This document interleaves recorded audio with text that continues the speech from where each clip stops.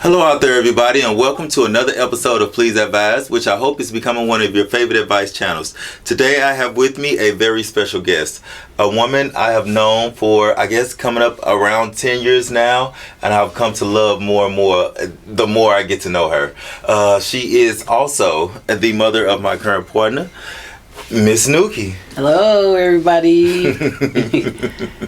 Thank you so much for joining me today, Miss Nookie. Oh, thank you. My pleasure, my pleasure, my pleasure. So today we have, I guess, kind of a sensitive topic. When I started out this season, I ain't even gonna say when I started out this season. I guess I've always kind of been interested in this topic, not specifically you and this topic, right, but I've always been kind of interested in it. It has affected me in many ways. Many people in my family suffer from addiction. By the way, that's the topic today: addiction and overcoming such addictions.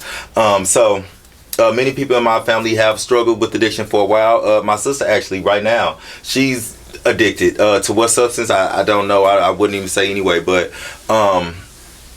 this is a conversation that I kind of, I guess, wanted to have with her, but I don't know if I will be able to, or if she would, be in the right frame of mind to have it. So I want to express my extreme appreciation for you coming on and speaking to me about this. Thank you so very much again. You're welcome. So as with every other guest, I will start, kind of at the beginning, early life. Are you from here, St. Louis, Missouri? Yes, born and raised in St.Louis. Okay. I'm 58 years old. I have 3 beautiful, marvelous, wonderful kids. I do. I thank God for them every day. Well, I guess since the topic on addiction, I might as well start talking about it. Wait, slow down. We're gonna get there. Okay, so I got you. Let's explore a little bit of the childhood. So tell me about growing up. Like, how many brothers and sisters? Growing up, I had 2 sisters and a brother. Mm-hmm. I was born in Pruitt-Igoe. I was until I was like 5 or 6. You said you was born where and where? It's something. Pruitt-Igoe. It's called Pruitt-Igoe. A lot of people, you don't know, but I don't. Well, a lot of people know. It's like a projects, a housing development. Okay. They went up and down Cass, and down Cass from Jefferson. I know where Cass is. Yes. From Jefferson, right there from Jefferson, where all that open field at, yes, over there. That's where it used to be a lot of tall buildings and stuff down there. Really? So they called it Pruitt-Igoe. So okay, yeah, I was born down there, somewhere down there, I guess. At the age of 5, we moved to the Cochran Projects. Okay, I do know what that is. I went from kindergarten all the way to the 8th grade at Patrick Henry School. Okay. And like I say, we was a close-knit community, close-knit family, and all that, Graduated from Patrick Henry, went to Vashon. Okay. Graduated from Vashon High School. After that, I had a baby. So, what was high school like? Like, I want to talk. My yes, high school, my childhood, I had a wonderful, beautiful childhood. I wish we could roll the times back. We played games. We had baseball teams. I was a cheerleader. Okay. For 4 years in high school at Vashon. Like I say, we had talent shows. I was in a lot of them. I was in dance groups. Okay. Let me see. Well, like I say, me and my friends, I had good friends growing up. We fought sometime, but about 15, 20 minutes later, we back friends. Yeah, back friends.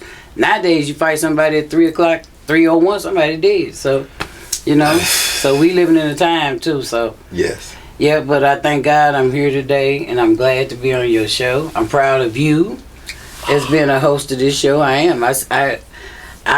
I came here when you first started out. You did. And you came a long way, babe. And I love my shirt. Well, I'm so glad. I love my shirt. Thank you. But look, it is about you. Yeah, it is about you. It is. So, you graduated from high school. So, tell me about that time being a young woman. Well, after high school, I did want to go to the service. That was my plans, to go to the Air Force and make a career out of it. Mm-hmm. But it didn't work like that. Didn't work like that. So, basically, I'm glad, like I say, once again, I'm glad to be alive. I'm glad to be alive. The way this world's set up, I'm glad to be alive. And the things I went through, when not being a kid, mm-hmm, I'm saying once I was an adult, when I started making my own choices. Okay. You know, so that's when things went different for me, went rocky for me. But yeah. When did you move out? Well, I didn't, because I stayed with my mom till she passed away, and she passed away in 1984. Okay. We stayed in Laclede Town. When we moved out of Cochran, we went to Laclede Town. Okay. And it was another little housing development. You know, everyone know about, but you. And, I mean, because yeah. I say, but you. Yeah, we moved to Laclede Town. And that's when I had my son in 82. I had my son in 82. My mom passed in 84. Okay. And I was the only sibling really at home, because my other siblings had moved out. You know, and I was there mainly taking care of my mom till she passed away. And then after that, it was basically like I was on my own, you know, after that, because she was gone. Even though I had sisters and brothers, but we wasn't to where we wasn't that close. We were not that close, but we were close, but we wasn't that close. And I didn't want to go live with nobody no way, so. Yeah. Understandable. So, are you a single mom, or? Yep. Well, now I'm married, but I was a single mom coming up. Okay. Yeah, I was a single mom. I raised three beautiful kids. I got a 39-year-old son, I got a 33-year-old daughter, and I got a 31-year-old daughter. I got 5 beautiful grandkids. I got 6 beautiful grandkids, 4 beautiful granddaughters, and 2 handsome grandsons. Yeah. Okay, so you had your first child. So what was that like? At that time, it was good. It was good because my mom was alive. I had help then with my son and everything like that. And I really didn't have him because he was everybody wanted him to keep him. His father had him, my auntie had him, or either my mom or my sister. You know, but yeah, it was good having my first kid. My second and third too. Yeah. Okay. Yeah. It was good having, but I only have one son, I got 2 daughters. Yeah. Okay, so now we're gonna go ahead and I guess kind of get into the meat of the story. So your mother passes away. So what kind of, where's life taking you at that point after that happens? Because you said you stayed at home, so I assume there was, you know, some kind of security or comfort in that. Yeah, well, after that, you know, I got my own. Well, I moved with my sister. I think I moved with my sister. And my sister. No, I stayed in the house because the lease was still going, you know. So the people where we stayed at, they let me sign it. They let us sign it for a couple of more years, you know, whatever. Okay. And then we decided to go our separate ways. And I moved with my sister. I moved in a house my sister stayed in, but my sister was moving out. So after that, I moved and I stayed in there, and then I just been on my own ever since then. Yeah, I've been on my own ever since then, here in St. Louis. That's what I was just gonna say. Did you ever travel outside the city or anything like that? When I was a kid, I did with my aunt and my uncle. And them. They used to like go to horse races and stuff, like to Memphis and stuff like that. But yeah, and I went a couple of times, out of times to, sad to say, funerals, you know. Yeah. Yeah. Okay, so I guess if you could, I guess, name maybe one incident or what was the, I guess, the call to even try drugs, I guess. Like, what was your first time experimenting with any type of drug? To be honest, well, when I was a kid, we smoked weed all the time, you know. I don't know if that really counts, though. Nah. But for as crack, I had some friends. I ain't gonna say no names and nothing like that. I'm talking about me, speaking on me. I had some friends that used to sell it, and they used to smoke it more than they used to sell it. Okay. So I used to be over their house all the time chilling. I had a bad toothache one time, and one of the girls told me, try putting that on your, you know, gums, it'll numb it. So I was scared to put the plain crack, so they were smoking these things called Primos, where you put weed and crack, powder crack in it. Okay. And when I tasted, I was like, I like the taste. Okay. I like the taste. And ever since then, and that was in 1989, I started smoking crack. Okay. Off and on to 2008, I smoked crack. Okay, so that was like 19 years. That's a while. That's a long time. It definitely is. Okay, so a long time. You said 1989. 1989. And you had your first child in 1982. So, what were those years like raising a young family? Were you always like a single mom or? Yeah, I was always a single mom, but I always had help, because I do have a good family. I do. My family always helped me, no matter what I did. My family knew this wasn't me. That, that's not her, that's not my mother, that's my niece, that's not they knew that wasn't me. They knew, they knew that wasn't me, so they never gave up on me. Okay. Never, ever. Yeah, I can say that. They never gave up on me. I'm trying to... I know. That's why I'm trying to not, rush into it. I'm trying not to rush into it. That's all right. I want to talk. I got to talk about it, baby. Yeah. So, so you do it that one time. So, was it? I'm sorry. No, that one time is too much. Everything after that is not enough because you're gonna keep chasing it.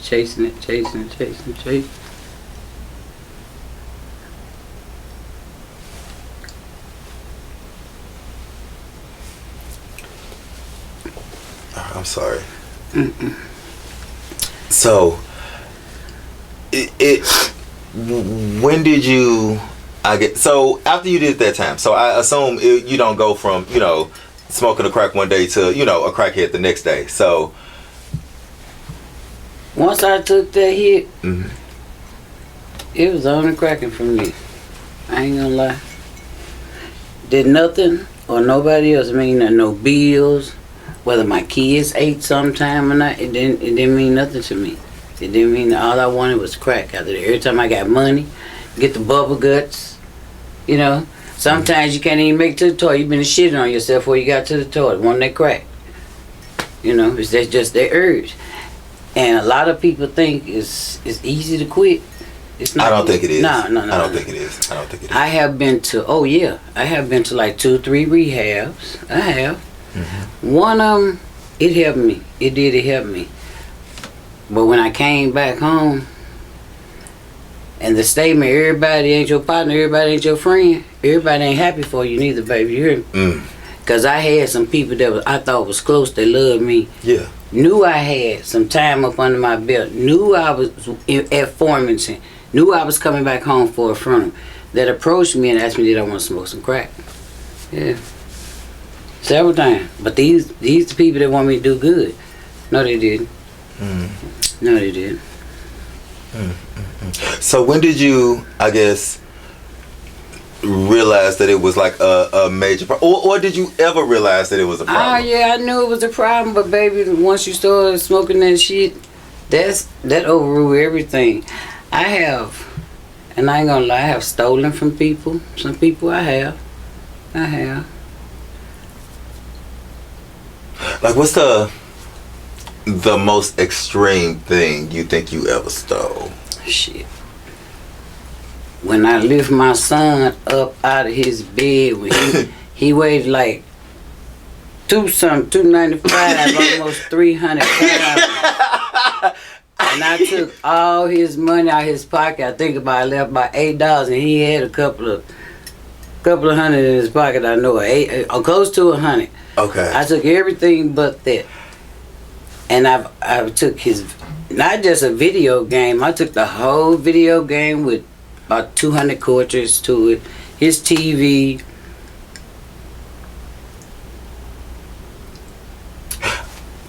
And I you told me to ask. I even broke in somebody's house. Did you?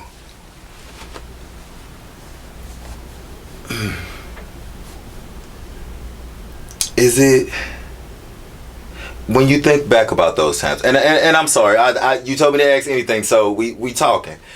When you think back to those times, is it, like, now looking back, I know it's probably seems, sad because you was going through it, but going through it, like, what are those emotions like? That's really what I, am the most interested in, I guess. At the time when I did it? Yeah. The truth? Yeah, that's all I ever want. I didn't give a fuck. I didn't care. I didn't care. Until it was all over, till my high wore off,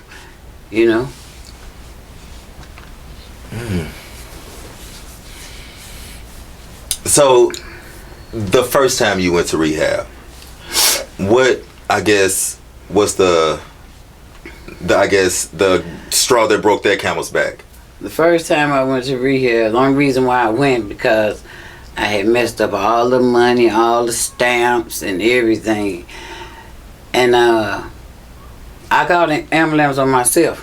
Told him I was gonna kill myself. I was in suicide. I told him I was gonna kill myself. That's just for me covering up for what I did. Not knowing they gonna take my dumb ass to the psych ward, for real. They took me to the psych ward. Yeah, I was down there with the psych people. But the next day, they asked me, did I want to go get some help? And I told them, yeah. And they told me I had to go right in there. And I went to pharmacy. And I stayed for about 4 months. My aunt died.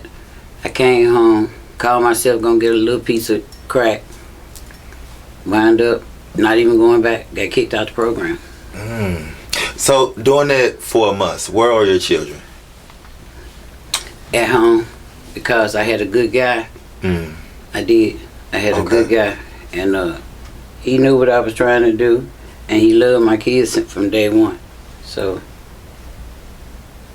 was he doing drugs also? Well, yeah, but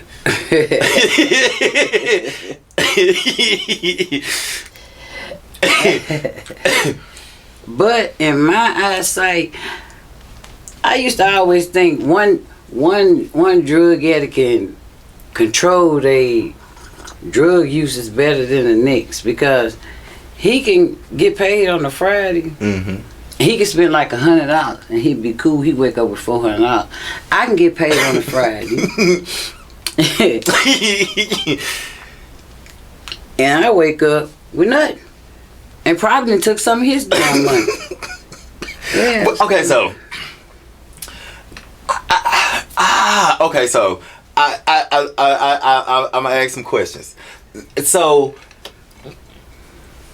because I've had an addiction, but to gambling. So I see my money, on the table or in the machine, and I see it going. Addiction is addiction. It is. But I want to ask, because I feel like addiction is addiction, yes, but I feel like there are different degrees. I do too. Of addiction. Yeah, like you said, some people can control their usage. I like to call them functioning crackheads or functioning dope fiends or whatever. Yeah. They, can control themselves. So I'm sorry, is using these terms, do you feel like?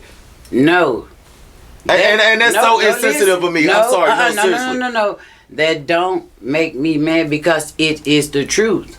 When you go to programs and go to AA meetings, they'll tell you a dope fiend, you a crackhead, but I'm not a using crackhead. You hear me? Okay. So it's a difference. So I don't. Yeah, that. Okay, that don't I'm sorry. Me. No, I just. You don't. No. You don't have to say it, because my counselor told me that, because one girl called me a dope. I said, I ain't no damn dope fiend. She said, yes, you is. That counselor said, yes, you are, baby. You just ain't no using dope fiend. Yeah, so I know anybody go to 12 steps, no. So, no, that don't offend me at all, baby. Okay. Okay, so you said you had a good guy at the time. So, okay, so this is the question I wanted to ask. So, as you are, I guess, purchasing dope, like, it's so funny for me to say it that way, but as you are purchasing dope, so is it like you go one time and get, a little piece, do you come back, you get high, and then, like, I'm so serious, I've always wanted to know. It depends on how much money you got. Okay, so you got $300. If I got $300 to start off with, yes, I'm going to at least spend $50. Okay. And once I smoke that 50 up, I'm going back to spend another 50 probably. Like right back, still in that same high, or do you wait till that high come down? Nah. Right. I mean, personally, because different strokes, different folks. Right. And see, it was close to me, like, boom, I opened my door, boom, different place, It was everywhere. Everywhere. It was everywhere. So, yeah, I mean, when you want it, you're going to spend your money. I spend my money, with my kids' money, my kids' stamps. It wasn't my money, with my stamps, yeah. And shit, like I said, I took some things from a couple of people. I did, but I made amends to all of them too. Yes. I made amends to all of them too. And I still have some ways that I need to change, but it ain't no dope ways for it's got to do with dope. Right. It ain't got nothing to do with that, because I'm coming up on 14 years, so. Yeah. Yes, 14 years. Yes, thank God. Thank God. Yes. Mm-hmm. All right, so. Yeah. Okay, so you go to rehab, or you somehow find yourself in rehab. Yeah, I went. Okay, so you go to rehab. So when you get out of rehab that first time, do you immediately get out and like back on the corner, or no? Okay. No, it took a little while, because one thing, I got kids. Yes. Especially my son, he used to be watching me all the time. He was, my kids. Oh yeah. My son used to watch me all the time. Then when I get money, he really watched me, make sure I pay the bills and all that. Yep, because if I didn't pay the bills, he had to pay. If I didn't pay the bills, he had to pay. I mean, I could laugh about it now, because me and my kids, we joke and laugh about it too. You know we do. I do know. So, I do know. Yeah, so they joke on me more than I say anything about it. But it's okay. It's okay. Yeah. Today it's okay. Yeah, but it's been times where... Can I say this? My son called the police on me one time. I do not know this story. I'm telling you, yeah, he called the police on me one time. What happened? Because I was fucking up so bad. Every time we get a dime to come in the house, I'm going down the hall, up the street, round the corner, buying drugs with it. Wasn't doing, and he got tired of it. He did. I couldn't understand, but it was out of love. At the end of the day, it was out of love. They was kids. He had 2 little sisters too, because he had 2 little sisters that he had to take care of if I didn't do what I was supposed to do. Yeah. So, of course, we talked about you coming on the show. So, one of the questions I asked him was, when did you know it was a problem? Or I asked him, when did you notice that your mama was, on drugs to a point? Mm-hmm. So, he told me it was about he was in the 3rd grade. And he said the lights got cut off. He said the first time y'all lights got cut off, that's when he knew that it was a problem. He said before... No. He said that's when he knew. But he said before that, kids have been making fun of him at school. He was about in the 2nd or 3rd grade in 1989. He's born in 82. So, yeah. So I want to ask, did he come to you like, because I didn't ask him this part, but did he come to you like, Ma, or are you doing this, or like... No, he never came to me, but my son's smart. Kid and Inspector Gadget. Yeah, and I mean, if you go to school every day, and then all of a sudden you come home and the lights out, okay, you probably go along with the first lie that I tell, you know, but eventually you gonna pick it up. As smart as he was, one day he come home the lights out, one day he come home gas out,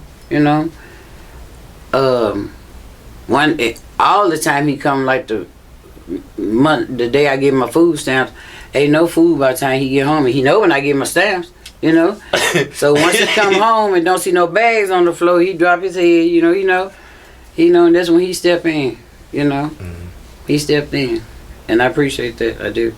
Yeah, I can tell you. Oh, yeah. He knows that you appreciate it. He does. He definitely does. All my kids blessed to me. All my kids. And my daughter, when I was pregnant with my youngest daughter, I started smoking crack in 1989. I got pregnant with my youngest daughter in 1990. I smoked crack damn near every day I was carrying her. The night before I went in labor, me and this girl had smoked a 16. That's what you spend $100 on. They got. Because I was gonna say I don't know. Yeah. So, and I went in labor that night. And at this time, they were taking kids from people who kids came up positive, dope, and everything. Yeah. And I promise you, on everything, it was just a blessing from God. Because me and this girl had smoked a whole 16. The night before, we stayed up all night long. When I took Spencer to school, my stomach started hurt. And I knew I was going to labor. And I just prayed God that they didn't take my daughter, and I had a C-section. I remember going in the hospital, but when I woke up, my baby was gone. I started screaming. I said, "Where my baby was?" And they told me I had a C-section. So, and I did. I'm not gonna lie. I thought they had took my baby and gave her to state, but they didn't. They didn't. They didn't, and it was just a blessing from God. You hear me? Yeah. Yeah, just a blessing from God. Yeah. But I'm good today. Yeah. Okay, so tell me about the second time rehab. Second time I went to rehab, I used to go to this program called Basic, where I go in the mornings, and when my kids and then I go back in the evenings, but you get to take your kids with you also. Okay. But this was an everyday thing, and they feed you and everything, and they used to teach us the 12 steps program and stuff like that, and that worked for a while too, because you go to different levels and then you eventually graduate. But you had to follow all rules and regulations. You had to drop when you first come in there, and then like every 2-3 weeks they probably drop you until they see that you clean. And after that, you can't come in there dirty no more. Once that dirty urine is out your body, you can't come in there no more if you want to finish that program with them. And I also went to Queen of Peace. I went to Queen of Peace before too. I went there too. You know, they helped for a minute, but I wanted to work the steps, but I was trying to be sneaky too in working them. You hear me? Trying to get high on the slide. You know, not letting nobody know. Right, that part. Yeah. So I want to talk about like some of the things that you may have done to kind of try to beat the system, I guess. Well, I used to get high, and then they say you could drink vinegar or pickle juice or something like that, or use somebody else's urine. Yeah, that too. Yeah. But the programs I used to go to, they always have somebody in the bathroom with you, so that never did work. Yeah. So, yep, so I just fell back off track. You know, just fell back off track for a few years till God decided he wanted me to sit down somewhere. Because if it was left up to me, and I got to be honest, and it's sad to say,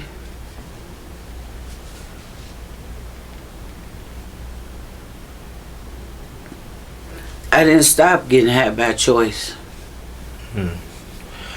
I had to, because I almost killed myself.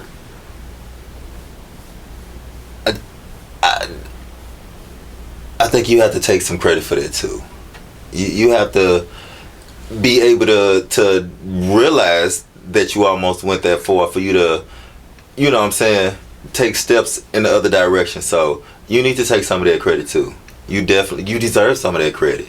No, God did that, baby. You don't know the whole story behind it.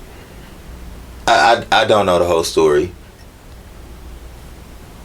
I don't. I was clean in 2008. 2008, I was clean. First quarter 2008. Well, the last is 2007. I was clean. I had about 6 months. I had got a little money on the card. Didn't nobody know but me. Okay, I got some money. I'm finna go buy me a little something and go chill at the hotel. I can't take nobody with me or tell nobody because I'm supposed to be clean. Don't nobody know. I go get me some crack. Go to the hotel. Go get me some Chinaman. Go get me everything I need for the whole weekend because I had to pay for the whole weekend. I'm sitting up there getting high. I started getting high about 5 o'clock in the evening. It was August the 31st, 2008.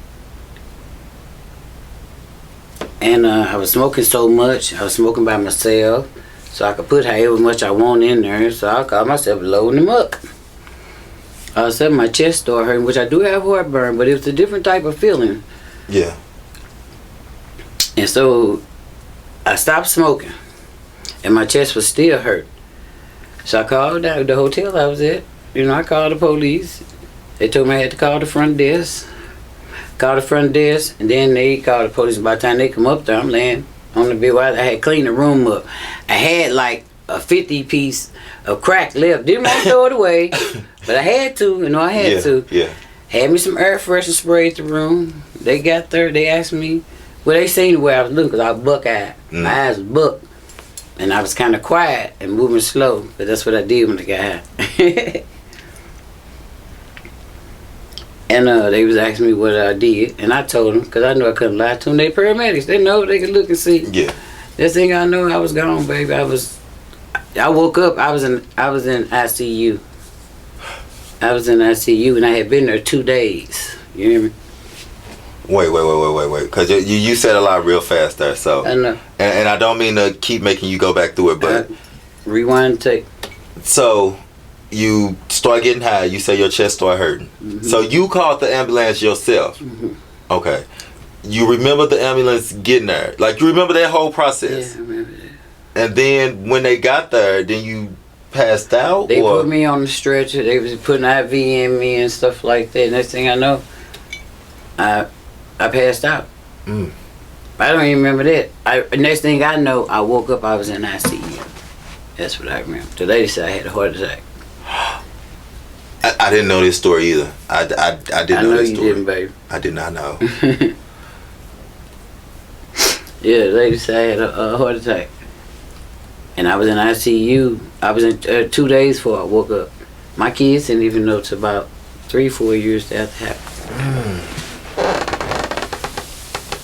happened. And that was it right there. Oh, that was the last button on David's coat. Cause while I was laying there, I had this funny dream. You know that man, the dude, the pancake commercial with the big tear? With the big tear hanging down and won't fall. Some kind of pancake commercial. I know. Well, I know a lot of y'all out there know. This man got a big tear, and it was Spencer. All my kids and grandkids, he was leaning over me, and this big tear, he wasn't crying or nothing. He wouldn't fall or nothing. All the rest of the kids crying. Mm-hmm. And I asked God, if he let me get up out of that, I wasn't doing no more. And it'd be 14 years, August 31st. Thank God. Be 14 years. But yeah, it wasn't easy. And like I say, once again, I hate to say this too. Probably if that haven't happened to me, I probably still would be getting high. I don't never throw no stone. So? I say probably. Probably. And that's a strong probably too, baby. You hear me? So I hear you keep saying God a lot. So, and I normally don't talk about religion, but has religion always played, I guess, a part in your life, or is there something that you discovered on your journey to, being clean? No, because as we were kids, we had this church we used to go to as kids, and we used to go there every Sunday, yeah. But I have been through so many things, babe.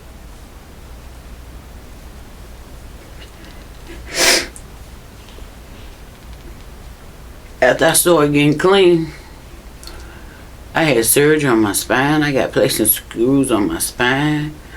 I had 2 surgeries on my hand. I got arthritis. I didn't know I had all this shit. I had smoked so much crack, it had just dead in my body, baby. This stuff dead in your body. It do.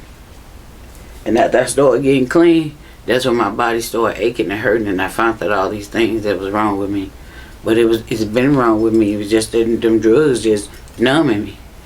Just keep my body numb.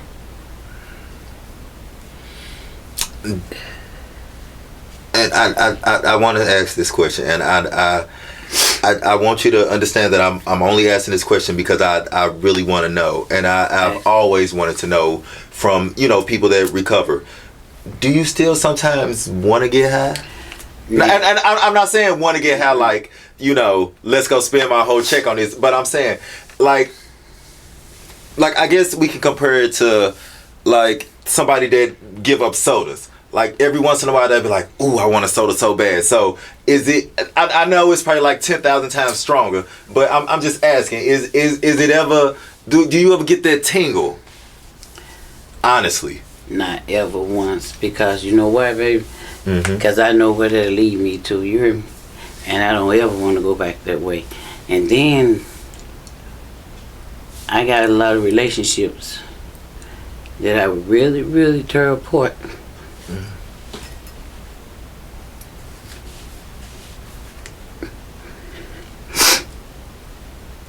When you say relationships?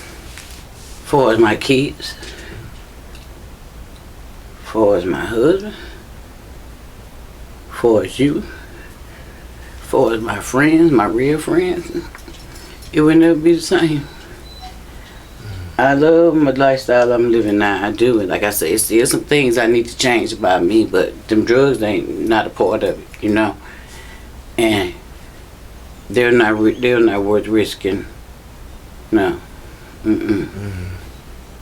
It's not worth risking. And then, like I say, me, myself, I know what I went through to get to where I am today, you know. And I celebrate my sobriety every year. Every year. Every Yes. year I celebrate. Yes. It might not mean nothing to Bob or Billy or Carol, but it means a lot to me. As it should. It's work. It's work. It means a lot to me. It's work. So I want to talk about the aftermath of, you know, you waking up in a ICU 2 days later. Well, like I said, after I woke up, I had a friend of mine to come get me. He asked me what was wrong with me. I just told him it was my high blood pressure. Because I do have high blood pressure. So I didn't tell him what really happened. Yeah. And he took me home, which I was staying with my son. And I just stayed with my son since then. I stayed with my son.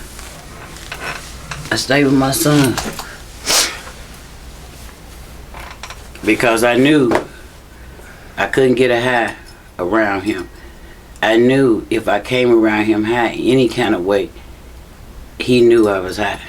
And what we had going on and they had started back trusting me, you know, and that feels good. It felt good, you know.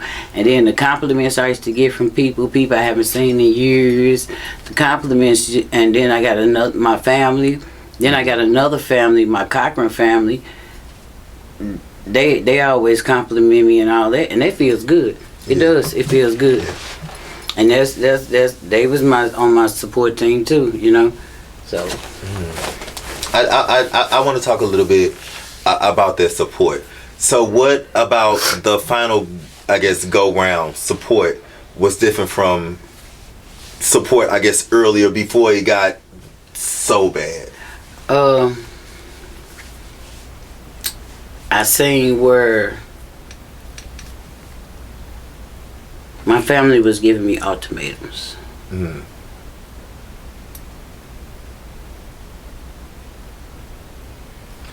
Not to where they wouldn't love me no more, but they was gonna distance themselves from me, and I didn't want that. And then, I was 6 months in recovery.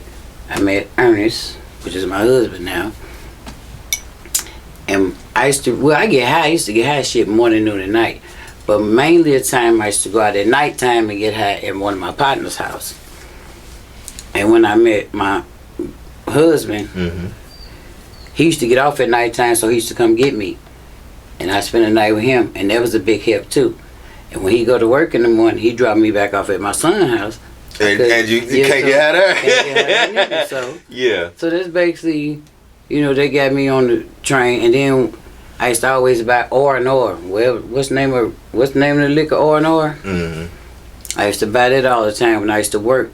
They used to help me too, because if I drink liquor, I be drunk, I go to sleep. I won't go get high. Okay. So they help too. So you was never an alcoholic? I would never. I just drink this so I wouldn't go out in the streets and buy no crack. Okay. Yeah. So when I get paid, buy me some weed, buy me some of that, and just sit up there and gulp. And they said, no, I'm asleep. It's the next day. And then I used to give my kid my money to hold my money sometimes, you know? Yeah. So I wouldn't fuck it up. Yeah. I did what I had to do, you know?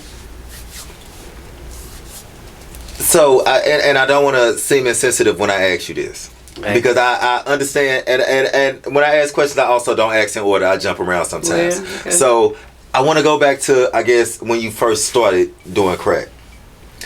So, at those times, do you feel like,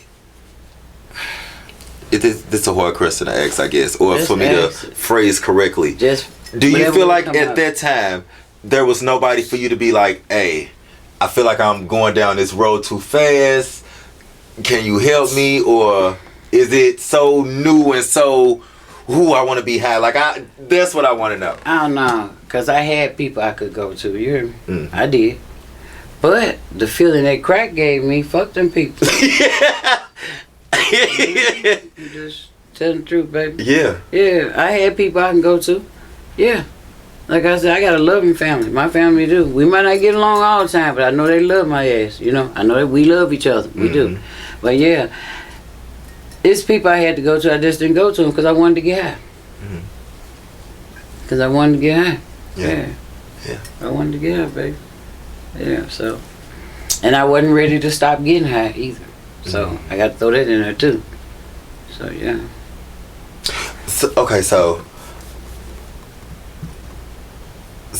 I ask this question because when you see it happen in movies and people, you know, get over their addiction or whatever, they always say that they are recovering. They never are fully, I guess, recovered.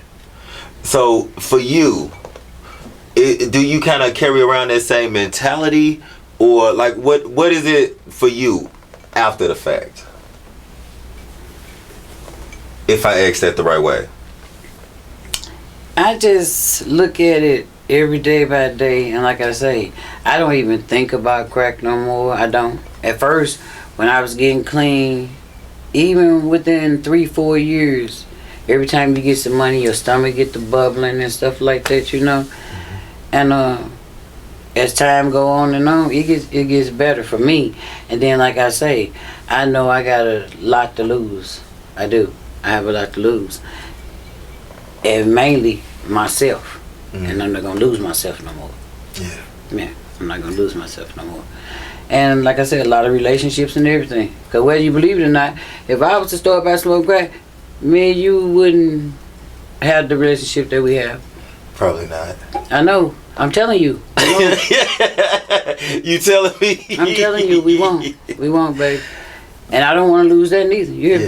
Yeah. Because you know I don't want to lose it either. I don't want to lose it. Yeah, we love each other. No, I don't want to lose it either. I don't want to lose it either. No, that'll never happen, babe. That don't come across my mind. And like I say, when I was using the 19 years I was using, I had friends that died and OD'd off of crack and everything, you know. And I used to always say, damn, I'm going to stop getting high. They just killed themselves. Shit, next 10 minutes, I'm back smoking again, you know. So I guess when it happened in your backyard and it happened to you, because that's what I guess it had to happen to me. But thank God he spared my life, you know. So when was the first time you saw somebody, like, I guess, has anybody ever died in front of you or OD'd in front of you? I don't want to say died. No, has anybody ever OD'd in front of you? No, but I have went in a room and saw them. They didn't actually do it in front of me, but after somebody told me, I went in there and seen them, you know, And I said I was going to quit then, but didn't. Yeah, so. Man, that's a lot. Yeah. That's a lot. But, I'm still traveling my journey. You hear me? I'm a traveler to the day I close my eyes. I'm still traveling my journey. I am. I'm gonna keep traveling. And as many years as I got high, I want triple the years as being clean. You hear me? Now that is a goal. That is a goal. That is definitely a goal. Because I remember days I wake up with no money. None. And had some the night before. You know? Had some the night before. And I just pray for the people who's still out there. You hear me? I do. I pray for the people who's still out there. I do. I pray for them because they putting all kind of shit in their stuff now. They putting all kind of stuff in it. Yes. You know? So. Yes. So I want to ask if it's, and I don't even know if it's even appropriate. Like if it's one of the biggest, I guess, pieces of advice you can give somebody who is still not so far along in their journey of recovery. Just stay focused, stay around positive people, and just keep doing what you're doing. If you're making it every day, keep doing what you're doing. Apparently it's working. Don't let nobody distract you, discourage you, or none of that. Because I'd rather stay at home than go outside. Hear me? I really do. But I will go if I feel like I know you will. You know, I will go, but I ain't never been a party person anyway. Just because I got high, I got high at home most of the time. You hear me? I ain't have to go with Tom Sue in nobody's house. I got high at home. Yeah, so I'm not really no outside person or quarter person no way. So. What I do want to know is, are you still friends with anybody who is a current user? And please don't say no names, but no, I ain't gonna say no names, okay. baby. Yeah. I got some people close to me that still use. How is that? You know what? And I'm gonna be honest. Mm-hmm. I'm going to be honest. Only thing I can do is pray for them. Mm-hmm. You hear me? That's the only, and a couple of them I have talked to and asked them to go try to get help or whatever, you know. But you can't make nobody do nothing, baby. You hear me? Right. And one thing I'm not going to do, and I don't give a damn who it is, I'm not going to lose my sobriety trying to help you get yours. Mm. You hear me? And I mean that. If you're not going to do right, you know, if you're not going to do right, but no. And I got it in my heart, and you can call me Andre selfish or what. I ain't losing my sobriety trying to help nobody recover, because I can't help him. God got to help him. I can't help him, baby. I can't help him. And I mean, I'm not going to lose my sobriety trying to help nobody. We wouldn't want you to. Oh, no. I wouldn't do that. We definitely wouldn't want you to. No, it ain't about what y'all want. It's about what I want. And I ain't going to never do that. Hell no, ever. Only thing I could do is give them information. Mm-hmm. Yeah. But I'm not going to stay. If I happen to go to somebody's house and they getting high, smoking crack, it's my choice to either stay or go. And I'm going to leave. Yeah. Do you think you could stay and not do crack? Oh, sure. Because once again, I know what I've been through, and I know all my losses I got. Not just with my with myself. Yeah. With myself. It started with me first. I don't know. I got too much to lose. Baby. I got too much to lose. And I don't think I can handle that. I got too much to lose. I don't know. Yeah, I can go. I do believe. I know that I can go, but temptation is something a motherfucker. And I ain't gonna, that's why I cut the line there, baby. Mm-hmm. Yeah. And I believe I'm strong enough, but I'm not gonna never test the waters ever. Okay. No, so I'm cool on that. Yeah. I thank you. Anytime. No, like seriously, like I've always admired, you know, like I said, I know a lot of people that crack specifically has affected negatively. Mm-hmm. And when they tell me stories about, you know, those times, and I see you now, because I didn't know you during those times. Right. I've only known you clean. Right. So when I think back, I'm like, what? It can't be the same as Nookie. That's me, baby. Like it can't be like, but it is. Even when you tell the stories, is, you know, like is even when you just told me this story now, I feel like I have a newfound respect and admiration for you. I really do. You know what, baby? Mm-hmm. And it's hard for a lot of people to do. Yeah. You gotta start admitting to stuff that you do, admit to your problems and stuff. You know. You gotta start owning up to your stuff. And one thing I don't do about my recovery is lie about anything about it. You hear me? Because they help me go on and help me go forward. Because I don't be true to myself, honest to myself. I can't be true and honest to you. My word is my bond. That's one thing I can give you and I can keep is my word. You hear me? Yeah. Yeah. But I'm much better today, son. You hear me? I'm much better today, baby. I know you are. And I'm going to keep pushing. And I got to. Because like I say, I love the life I'm living now. I do. I do. I really love the life I'm living. Everything about it. I do. I still have my good days and my bad days. And there's a lot of stuff I still need to work on, you know. But not addiction stuff. Oh yeah, not for us that. Yeah. Yeah. I mean, nobody is perfect. No. Nobody's perfect. So, and nobody expects perfection. But I know from the people that I know that you know, they are very proud of you. I'm proud. Even though I didn't see your recovery, I've only but I'm still proud of you just because I know what it was, and now even more today. Baby. That's why I told you. Ask me anything you want to ask me, baby. You did, and I was so nervous. Because like you said, it's hard for some people to talk about, and I never wanted you to feel exploited or you know, anything like that. So I appreciate your honesty. I thank you. You know, I had like I say, I love telling my story because can't nobody tell my story better than me.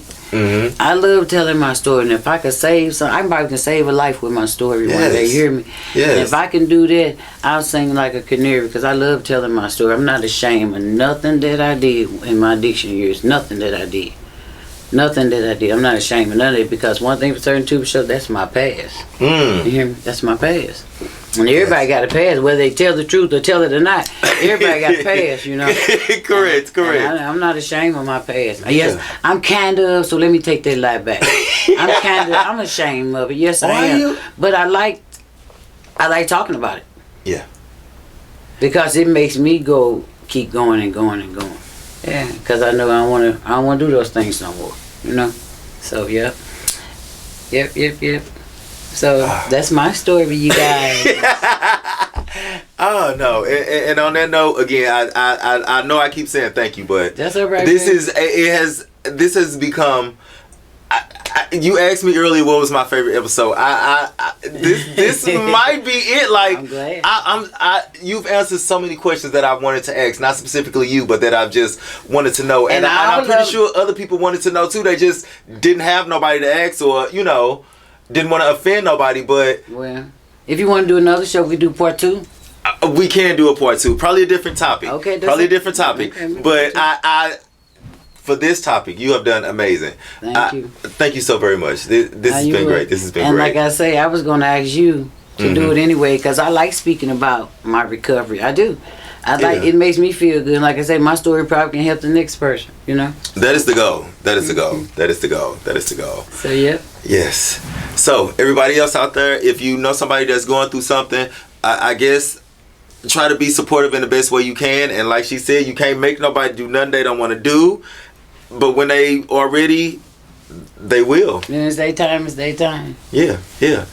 And that is our time. So I want to thank everybody for watching. I want you guys to continue to like, share, spread the word and everything like that. Thank you guys so much for watching. That is our show. And until next time, stay tuned. Thank you, everyone. And that's it.